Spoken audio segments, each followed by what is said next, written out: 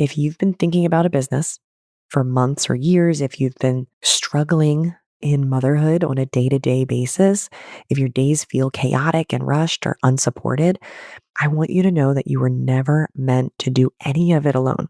Humans lean on each other. It's one of our best qualities. And when we lean on support and resources, it collapses timelines, it creates confidence, it unlocks creativity, and so much more. So many of the things you might not think you have right now, support will unlock. Welcome to How to Quit Your Job, the podcast for moms ready to ditch the 9 to 5 and build a life and business they love. I'm your host, Jenna Reichel. Let's go. Hi, mom friends. The holidays are here. We are in the thick of it. This time of year, it feels overwhelming and lonely. So much falls on us. So this episode is a must listen going into this season, or rather, it's a must listen because the season is already here. Because today I want to talk about something that's coming up a lot for my clients right now. And for so many moms that I see that are just quietly dreaming about a better life or a business that they truly can't stop thinking about, or just wanting to feel more like themselves again. And it's this: if you want to start a business or live a less stressful, more fulfilled life as a mom, essentially, if you want to create a life and business you love, like I always talk about, but you're trying to figure it out on your own and trying to figure out how to do all of that on your own, you are creating an unnecessary delay in achieving those amazing results. Because when we try to do something big entirely on our own, we create way more friction getting to our goals. We make success harder to achieve and failure more perpetual. And look, every person I've ever admired, every mentor I've followed, every coach I've learned from, they haven't done it alone. There is a regular theme among people who are really successful. They aren't doing it alone. So if you feel alone or unsupported in any way as a mom or an emerging entrepreneur, this episode is not just permission to lean into support. It's truly a nudge that getting out of your own head and inviting in outside expertise or counsel or support in any way will make all the difference. This episode is especially for the moms out there who are saying to themselves, I want support, but I need to get further before I deserve it. Or I can't keep living this way, but I need to hit some invisible milestone before I can ask for help. Or I need to have a business idea before I invest in myself. I need to work on myself and have it all figured out and have it all together before I'm ready for support. Support is what gives you those things. Support is what gets you there and gets you started. Support is what helps you solve all of the current problems you're facing so you can move on to the next big one, the bigger, the more exciting problem. So today I want to walk you actually through 3 identities or stories that many of us carry, stories that make it really hard to ask for help, accept help, or invest in support. And by the end, I want you to feel more seen, more understood, and more equipped to shift this pattern that might be holding you back and delaying the results. Whether the results be starting a business, building a business, or aligning your life with how you want to show up as a mom. Before we even get into the identities and stories that I want to talk about, I want to speak to something a lot of you need to remember. You have a ton on your plate. The reasons you haven't taken action yet, whatever those actions are at this point in your life and business, they're good reasons. It's so easy to lose ourselves in the work of raising humans, keeping a household running, making sure everyone else's life is happy and fulfilled. We are incredibly selfless and devoted. And honestly, I get emotional when I think about that. But we also matter. Okay. Your happiness, your fulfillment, your goals, those matter too. And I feel like I regularly need to not only remind everyone listening, but also myself of that. We are so good at taking care of other people and making sure they are happy and healthy and fulfilled. And we need to be happy, healthy, and fulfilled too. And I remember this moment after I had my second son, Jude, who is now one, where I was so frustrated and resentful that my husband was he was ready to jump back into his workout routine. And I just couldn't physically. I mean, it wasn't possible for me mentally or physically in that postpartum phase that I was in. And I remember this huge fight that we had where I finally said, I need you to put me above you on your priority list because I cannot put myself first right now. If you don't do it, no one is watching out for me. And it took so long for me to say that, right? And even that was hard for me to say. We suffer silently because asking for help is hard. But today, I want to help you understand why it's so hard and what to do next. Because sometimes it is hard for us to hold ourselves accountable, for us to put ourselves at the top of our priority list. Sometimes we need support and we need to lean into that support. So let's talk about the identities or stories that are holding us back. These are preventing us from leaning into support in various areas of our life. And the first is the story of support being weakness. This is the identity that says something is wrong with me if I'm asking for help, accepting help, or investing in support. This identity thinks things like, I should be able to do it myself. I don't want people to think I'm weak. Everyone else seems to be fine. Why am I the only one struggling? So within this identity, we do a lot of comparison. We judge ourselves and we think that needing support means something about us personally and about our capabilities, usually something negative. I always find it fascinating because clients will ask me if I have a coach and they look surprised when I say yes, as if needing support is some kind of flaw. And I want you to imagine if our kids asked for help and we judged them, right? We'd never do that. But we do it to ourselves all the time. We think that when we call on support, it means that we can't do it. But what it really means is that we see the value in us not doing it alone. The value for us, our families, our businesses, and honestly, the value for whoever is helping us.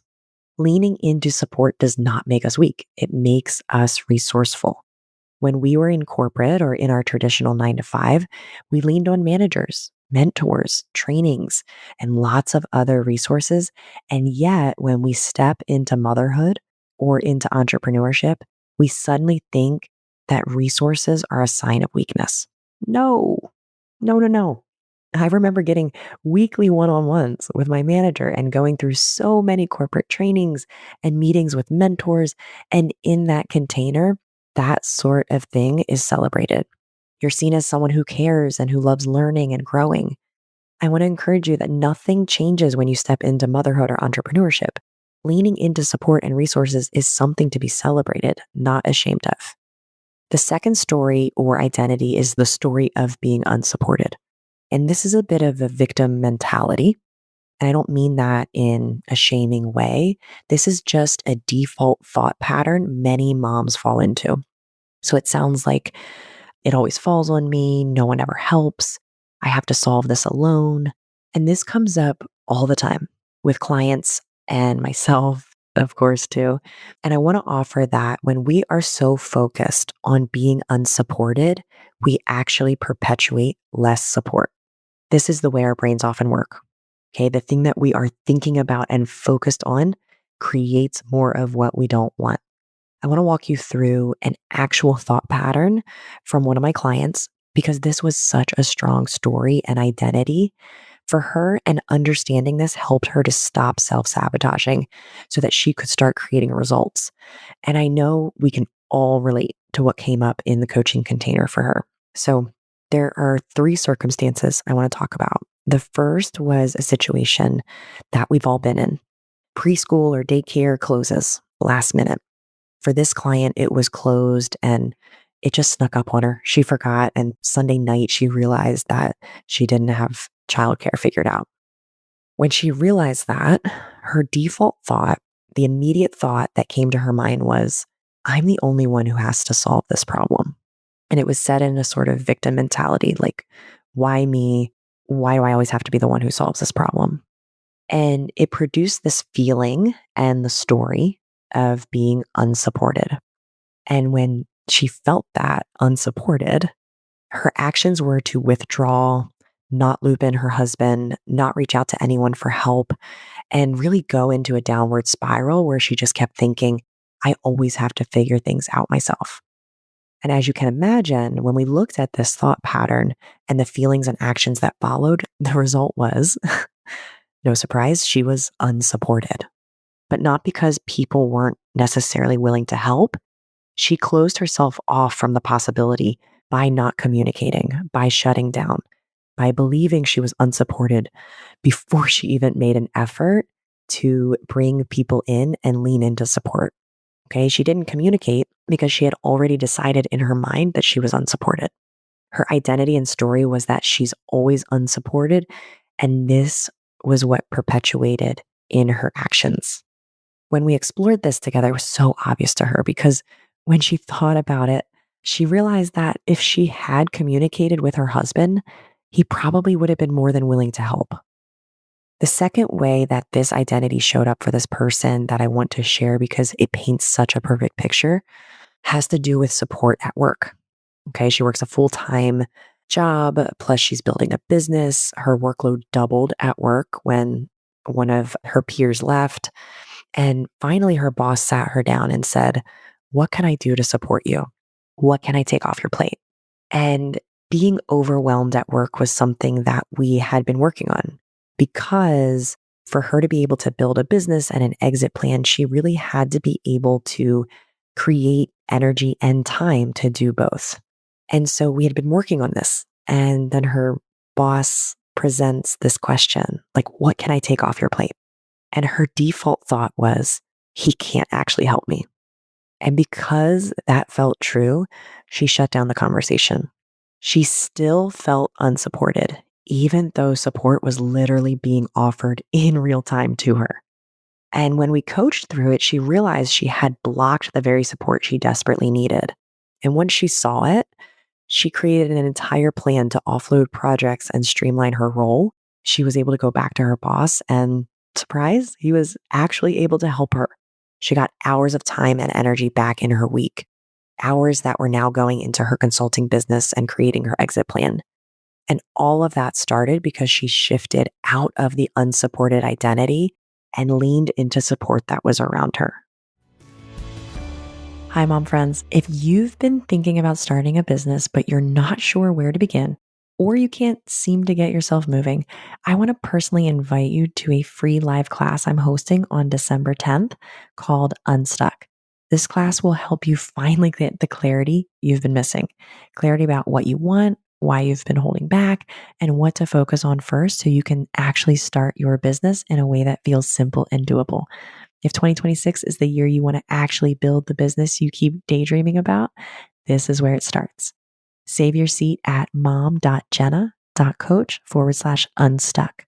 That's mom.jenna.coach/unstuck. I can't wait to see you there. I said there were 3 pieces. So the third piece that I want to bring up, because I think that so many of us can see similarities in our own life of how this identity shows up, is over supporting others. Okay, so this same client was burning herself out. She was saying yes to everything her team asked of her.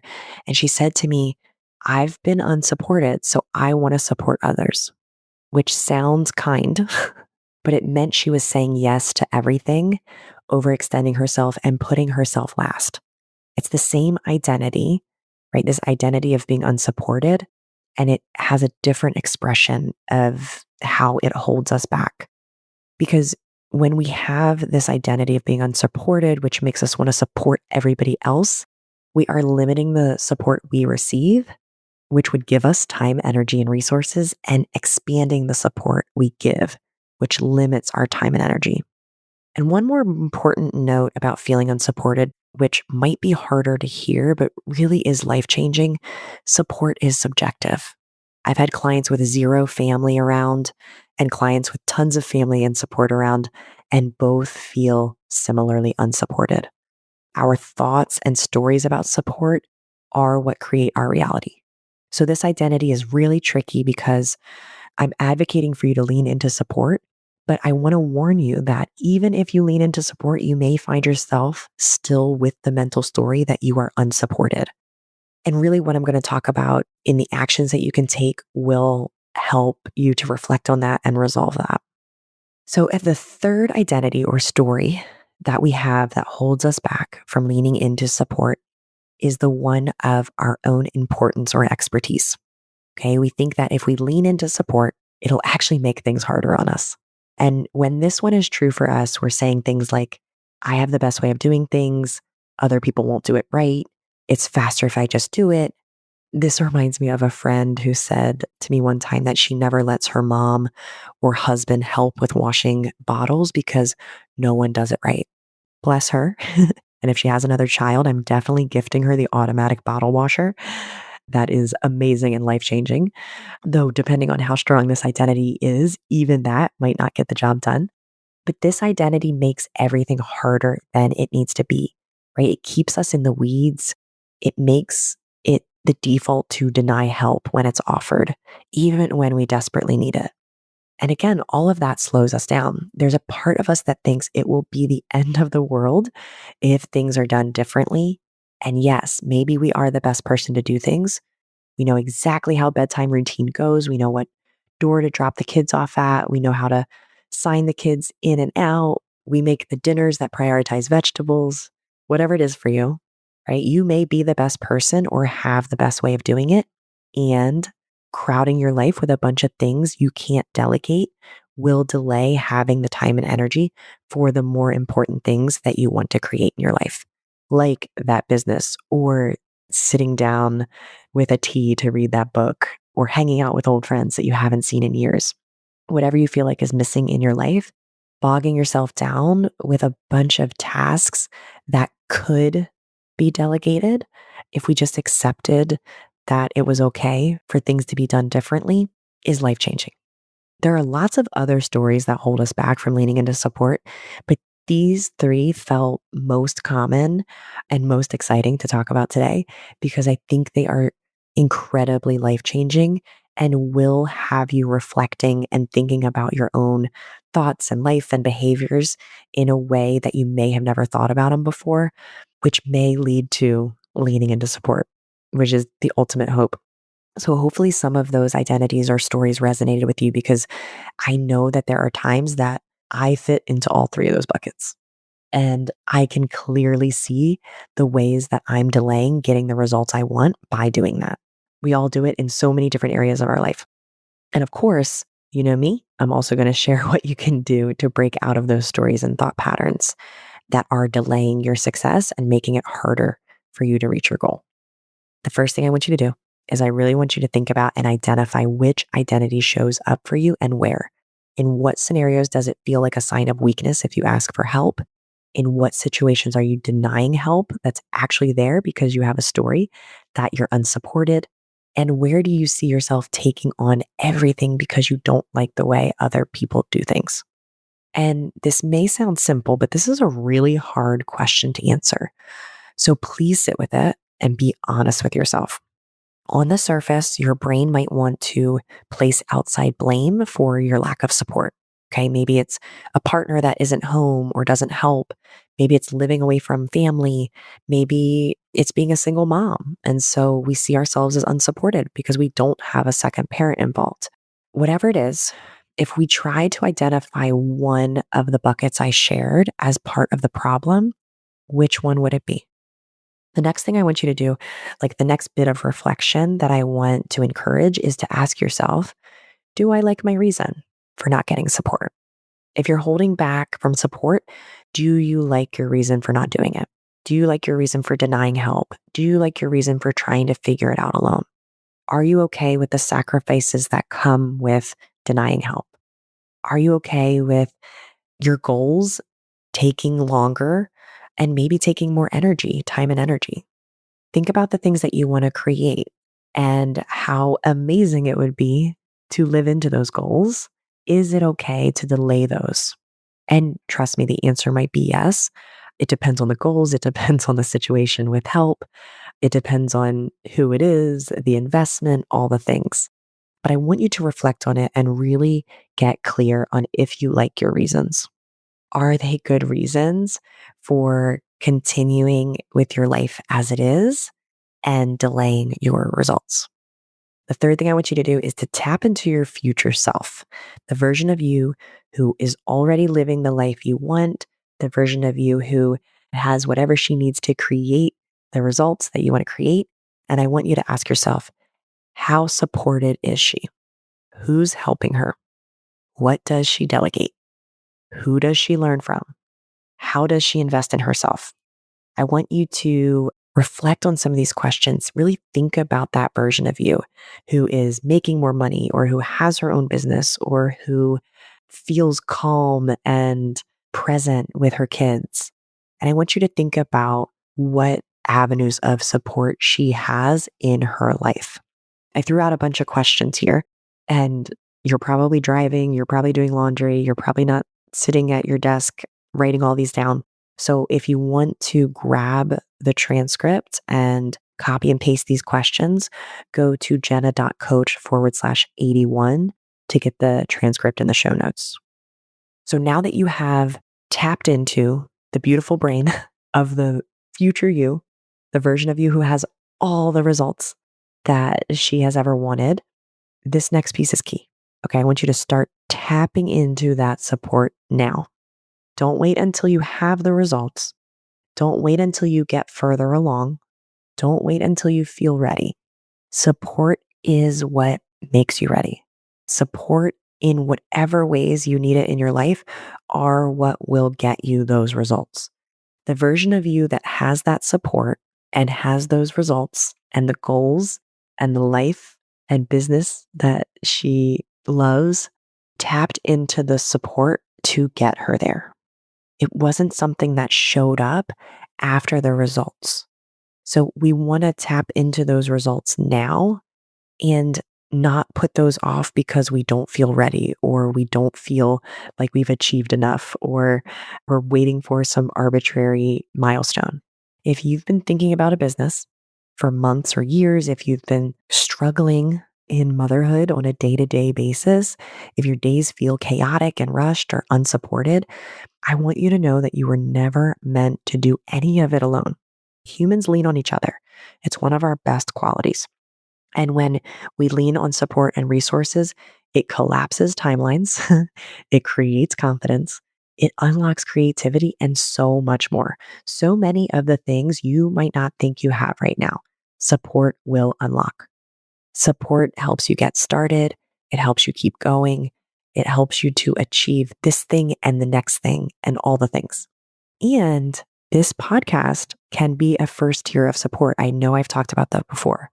If you're tuning in for the first time, or if you're someone who listens sporadically, make sure you follow so that you get the weekly support. We release episodes every Wednesday morning.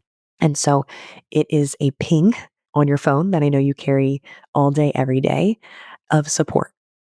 Another layer of support and resources I offer are live webinars around starting and building our businesses, ways that we can not only understand what's holding us back, but to also gain clarity on the actions we can take to start building momentum.